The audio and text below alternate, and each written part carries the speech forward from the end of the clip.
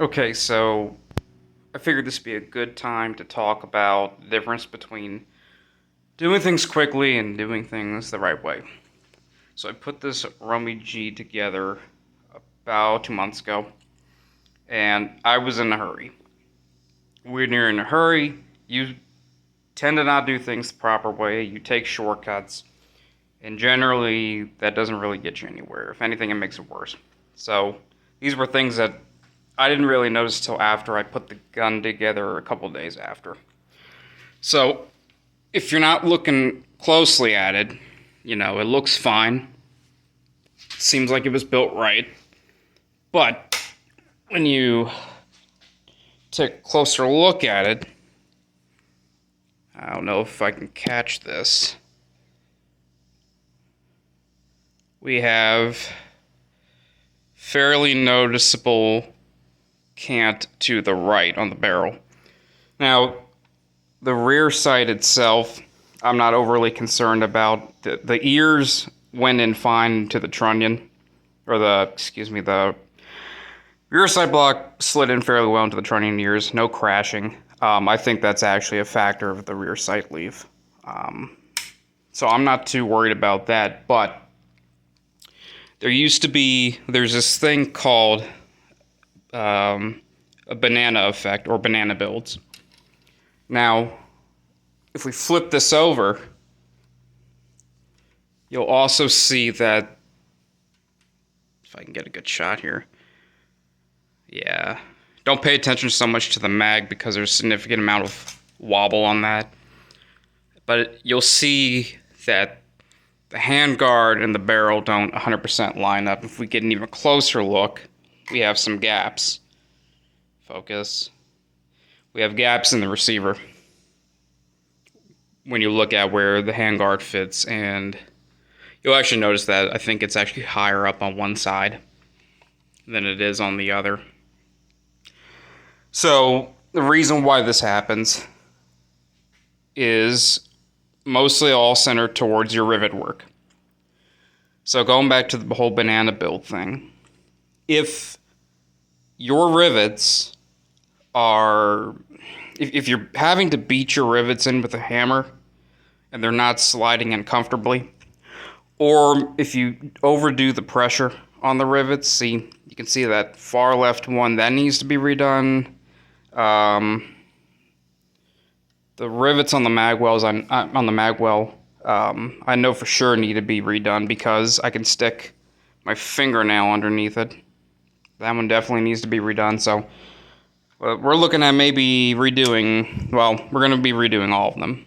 But, anywho, if the rivets don't have sufficient space to slide in, and you're having to beat the shit out of them to get them in, what's going to happen is they're going to pull on the receiver in one direction or the other. And you'll get this thing called the banana build. So when you look at your barrel assembly, if you're looking down, not looking at the top cover, but more so the alignment of the rear sight to the front, right here, where the problem area is, it'll look like your barrel's canted left or right. Reason being is because one or two or all the rivets on one side are trying to pull and stretch to either the left or the right. So again, that is why just egg the holes out. Another good test is if you can take a rivet, put it in with hand pressure, flip the receiver over, and if it falls out, that's fine. And another thing I need to fix. What unfortunately happened is the trigger axis pin. I got a little bit carried away with the reamer and I didn't make sure it was as straight as I could get it, so now I have a crooked axis pin. And again, that's because I was rushing through to get this done like a moron. So, not only do I need to fix the rivet issue, which honestly isn't that hard to do. It really isn't. It's annoying as shit because I don't like pushing barrels in and out like that. Because really every single time you do that, you shave off a hair bit of material or you risk galling it. Now the good thing here is that this gun had fairly tight headspace off the bat. So, it's not worrying me that much. But it's a pain because now I gotta get this thing up into the press and correct this thing and do it the right way. But that's the cost of doing things quickly versus doing things right. This will be just absolutely tons of fun to fix because I gotta take the surrounding finish off. I can't really use 1/16 filler rod on 1mm sheet. I've welded on 1mm sheet metal before on the trigger guard in particular. I did that for a specific project.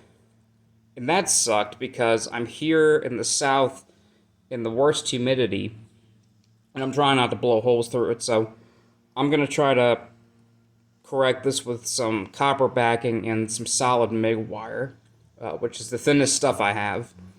And I'll re-drill it and hopefully get it right the first time. I may even just redo the hammer too and just throw everything back up in the drill jig because honestly, changing that variable affects this as well. So, again, this is why you take your time on these things and do it right the first time. So, pay attention to your rivet work and pay attention to what you're drilling. All right.